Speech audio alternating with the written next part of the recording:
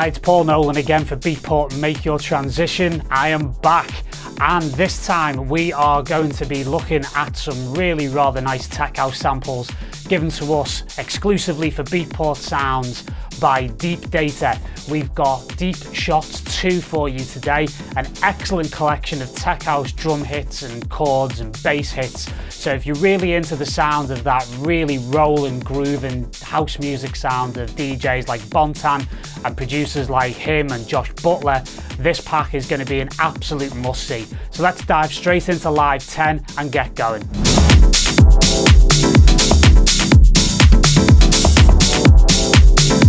So as you can see, we're in Ableton Live 10 and we're going to drop our Deep Shots 2 pack straight into the browser here just by dragging in from the Finder.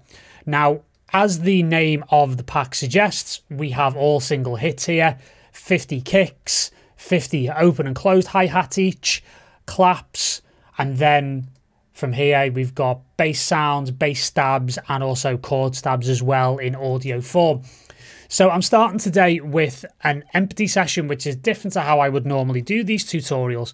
However, the reason why I'm doing this is because I'm going to show you first of all how to make a very convenient, intuitive sample selector rack, which will allow you to swap samples out very quickly in a very creative way to allow you to get the right sounds in a much more fluid and a much more inspiring way. So as you can see, 50 kicks here. And what I've got here is in a MIDI track, I've got an instrument rack, an empty instrument rack, which you can get from the instruments menu here in the browser in Live 10.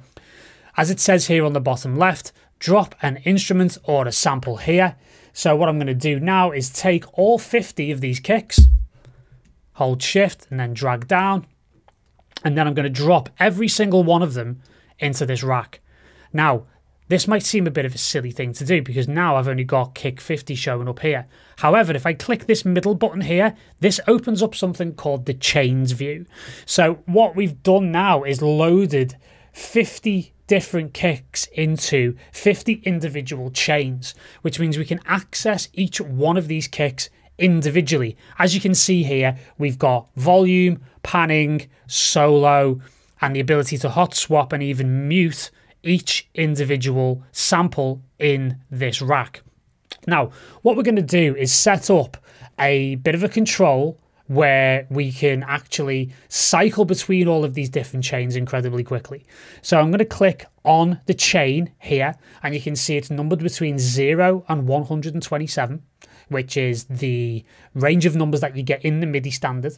And what we're going to do now is we're going to click into the chains, Command A or Control A on PC, and select all 50 of these kick samples in the chains.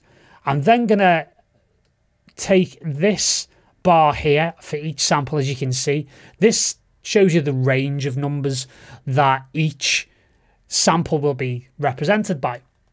So I'm going to drag them out, all of them, all 50 to 127. And then what I'm going to do is right click on these chains. Now the second option down here is called distribute ranges equally. So if I click distribute ranges equally, you'll see all 50 of these kicks get a separate, unique range of numbers from 0 all the way through to 127. So why would I bother doing this? What's the relationship between this and being able to swap out kicks very easily? Why can't I just do that from the menu? Well, when we click on the top of the 3 buttons here in the top left-hand corner, we open up macro controls, which, as you've probably used before in Live 10, they are very quick and convenient mappable controls, which means you don't have to go and select or go and search through long chains of instruments and effects in order to find the parameters that you want to control and automate. However, what we can do now is right-click on this bar at the top, and I can click Map to Macro 1. Now you'll see that have a small green dot next to it, which means it's now on this first macro here. And you can see I can now move when I rotate this macro, this rotary control. I can move this along the chain. Now this means I can select an individual sample at a particular point. What I'm going to do here, I'm going to, for convenience, just give this a color, rename. I'm going to call that kick select. And then if I click on this button here, you'll see as I move across and then double click on one of these, you'll actually see as I move the kick selector over, we actually have various different samples being selected. So this means I can go up to the top here. The root note for this type of way of working is C3. And I can put in, if I fold to make it quick, a nominal kick pattern. Let's make this 123 and let's hit play. So you can hear a kick playing there. In this case, it's kick 1. Now, if I move across as I play the sample, you'll be able to hear different kicks being selected, which means you can then hot swap essentially the kick out of your production or into your production at any one time.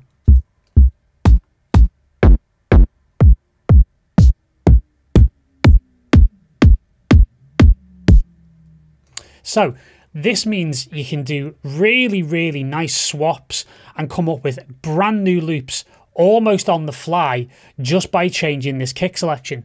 Also on top of that, you will be able to add effects and add your own ways of processing these individual sounds, because each of these chains has an individual channel. So if I open up here, you'll see I've got 50 channels within this one rack, and I'll call this kick selector.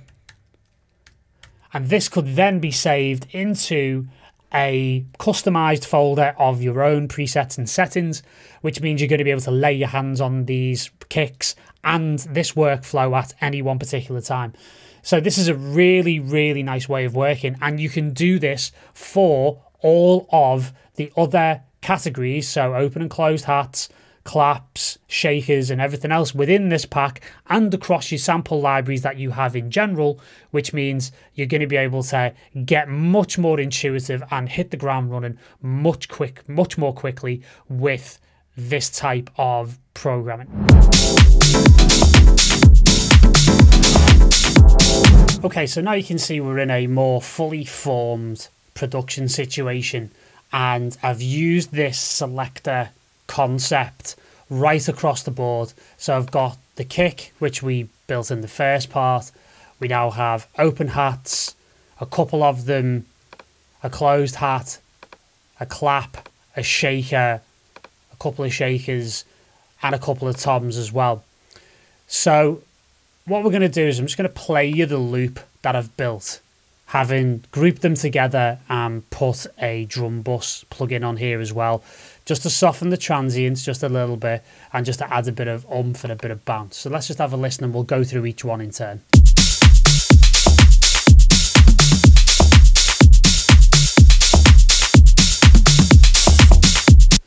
So yeah, as you can hear, it's really quite fat. I've bumped the tempo to 124. And again, I've selected my kick. Let's put the chains view away, hide that. And yeah, you can see there I've got kick 11 here. I've got a little bit of EQ, just a bit of filtering, and again, a little drive in the MS2 mode. Some of you will have seen me do that in previous tutorials. And then yeah, just adding in here an open hi-hat. Just a really nice, sharp sounding classic 909 open hat, just to really drive things. And again, just, you know, cutting the mid-range a little bit around the K, around 1000 hertz. That just gives things a little bit more clarity and a clean space up for some of the other elements. And again, another hi-hat here, which I've got firing off every 4 bars. So I'll just forward to that. And all that does is just add a little bit of groove at the end of every 4 bars, just to add a little bit of skip and a little bit of interest. Now you'll notice here, I've got this hi-hat firing at G sharp 3. I've got this hi-hat at A sharp 2. The root note for the samplers on these selectors are normally C3. So it's great because what I can do is I can take a hi-hat and I can I can pitch them naturally within the piano roll in the MIDI editor within Ableton. And again, it's the same with the kick as well. I could drop that down a couple of semitones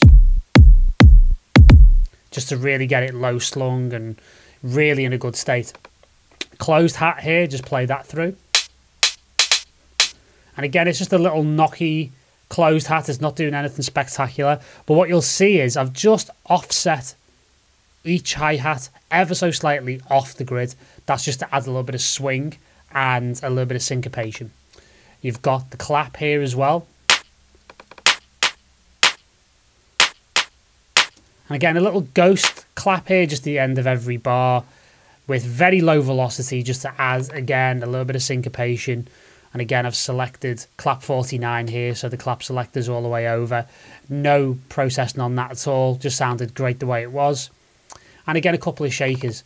So I've got another shaker here, which you can see by the shape is slightly longer. So I've actually pulled back the MIDI slightly before the beat, so the closed hat slightly after, the shaker's slightly before.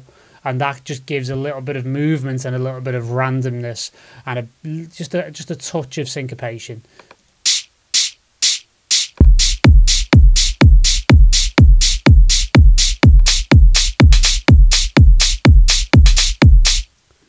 So yeah, that just gives you that little bit of an element there. And then the shaker here in red, as you can see, it's a 16th note, a little bit more insistent.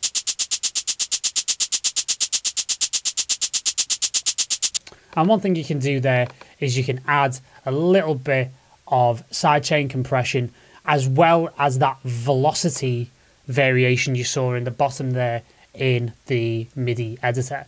So I can just open this up, hit sidechain on a glue compressor just to give it that fatness. Have it select kick selector, drop the threshold back.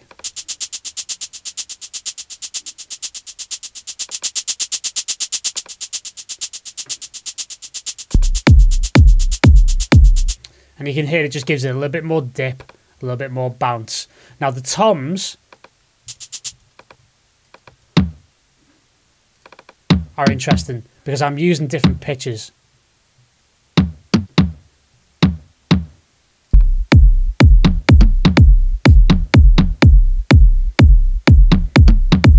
And again, this is the great advantage of using these selectors, because you can essentially play them in on a MIDI keyboard like I have done here, just to give a bit more musicality to the drum sounds. This type of genre really works with musical style drums that are in effect riffs themselves. So again, a mid-tom here, this final one.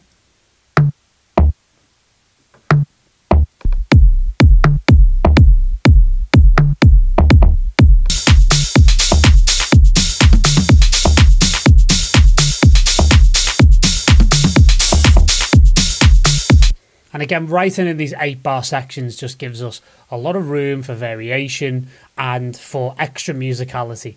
So there's the drums. Let's move on to the bass.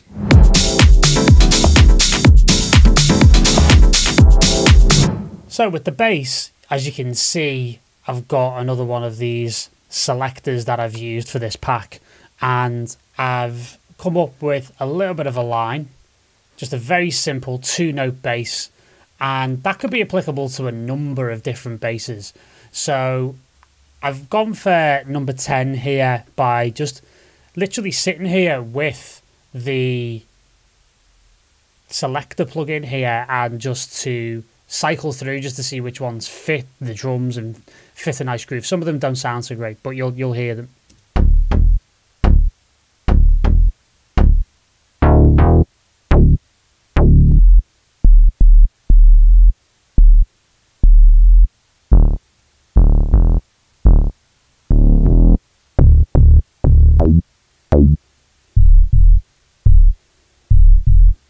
So again, you can see it's quite convenient to just cycle through once you've had an idea, and you may come up with multiple candidates for the same kind of bass line. This one I love because it's super bassy, it's super low end, got loads of sub, doesn't really need anything doing to it, sits beautifully with the drums, and just a little bit of sidechain compression, and I'll just play this alongside the kick.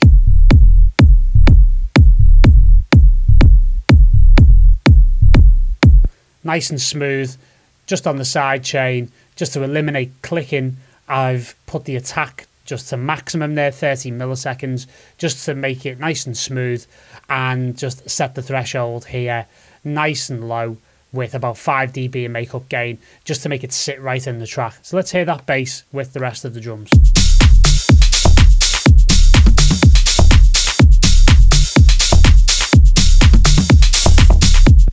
So there you go. I'm going to move on to the chords now, and you'll see how I've layered 3 or 4 of them together to give a really, really nice musical effect.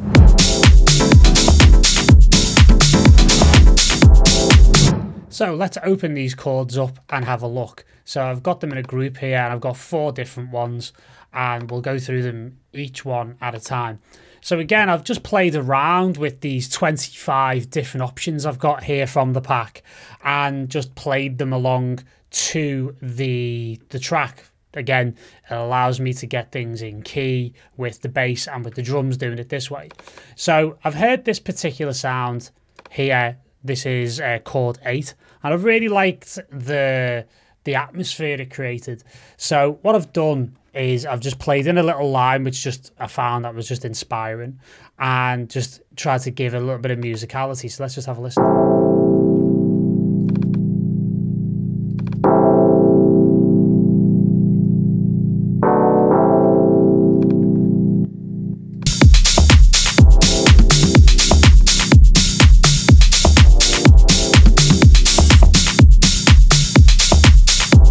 So as you can hear, it's just bubbling away in the background. I've, again, done quite a bit of side chaining here just to hold it in place, but to give it some pump, give it some rhythm. Again, side chain compression is something that's really, really pivotal to this genre. You want the bass sounds and the chord and pad sounds to sound like they're about to jump out the speakers and I don't know, do something, you know, violent to you. So we have a little bit of an EQ here just to roll off the bottom end as well. That is to do with just keeping this chord, because it is quite an off chord, which again is something you'll find in this genre. Musically, things just have to match a certain amount rather than be totally in key. It's part of how the genre gets its character. So yeah, that's just keeping the chord here away from the low end. And I've got a lower chord here as well, which is well worth listening to.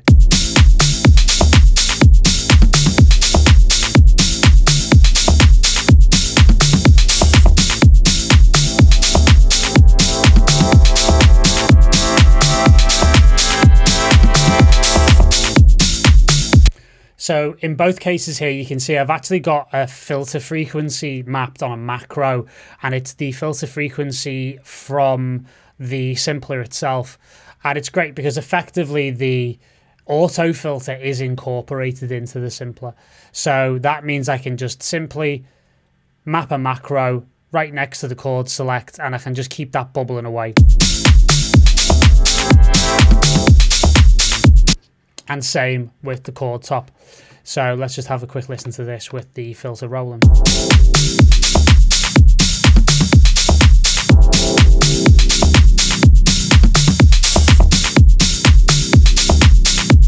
So it's great. So you can have it faded up over the course of a few bars in an arrangement. And I've got this more incidental chord here.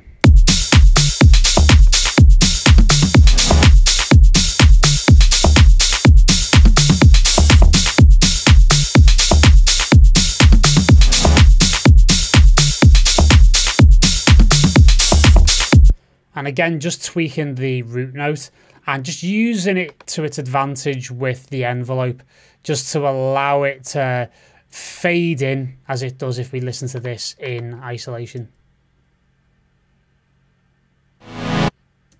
So yeah, it's just a nice little snippet. Again, the side chain becomes crucial here. And then finally, the chord stabs, which give a little bit of a melodic flavour. Again, it's all about the groove with this type of genre, but it's nice to add a little bit of melodic richness into elements as well. And again, it's just a case of figuring out by tweaking the chord select macro and figuring out a line that works. So again, you could overcomplicate things here, but it's just a little two-noter.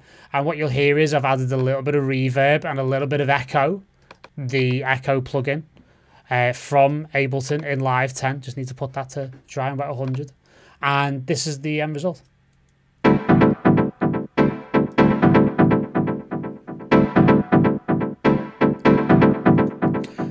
And again, all I've done is provided a little bit of a bump to the top end, just for clarity. Rolled off the bottom end to keep it away from the bass. And I've added this color limiter as well, which is a new tool in the latest version of Ableton Live 10 that allows you to do some form of limiting, but it is also based on saturation, so you can quite dramatically change the tonality. So it allows things to come out a little bit more and be able to stick out in the mix a little bit more. So I've done that here. I've not added any loudness because the sample itself is loud enough, but I've added a bit of saturation, a bit of colour just to brighten things up and lift things out. Much the same way as I would do with something like a drum bus plugin on a drum group or an auto filter in the MS2 mode, as you've seen me do both in this tutorial and previously, but it just allows for just a different flavour. So let's listen to the whole thing in context and wrap up from here.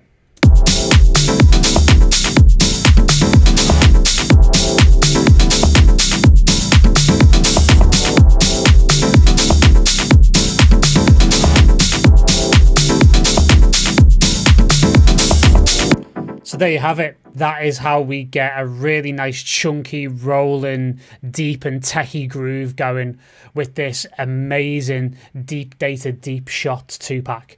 So hope you've enjoyed that and you're going to get a lot from that practice of using the selector style of instrument rack. I've been Paul Nolan for MYT and Beatport, and I'll speak to you soon. Bye-bye.